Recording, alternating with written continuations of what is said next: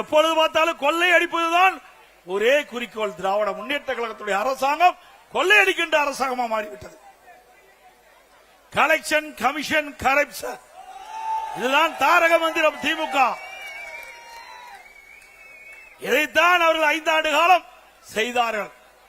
மக்களுக்காக எந்த நன்மையும் செய்யவில்லை. எந்த பெரிய திட்டத்தையும் தமிழ்நாட்டு மக்களுக்கு கொடுக்கல, சென்னை மாநகர மக்களுக்கு கொடுக்கல.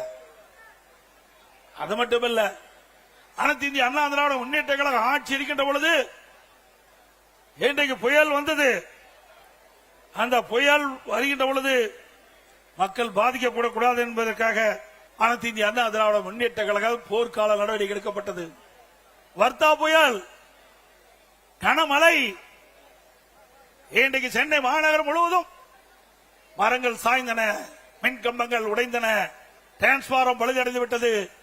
அப்படிப்பட்ட சூழ்நிலையிலும் அனைத்து இந்திய அண்ணா திராவிட முன்னேற்ற கழகம் விரைந்து, அனைத்து இந்திய அண்ணா திராவிட முன்னேற்ற கழக அரசு விரைந்து செயல்பட்டு மக்களுக்கு எந்த இடையூறும் இல்லாம ஓரிரு நாட்களிலே அந்த மின் தடைகள் எல்லாம் சரி செய்து மக்களுக்கு இயல்பான நிலைக்கு கொண்டு வந்த அரசாங்கம் அண்ணா திமுக அரசாங்கம்.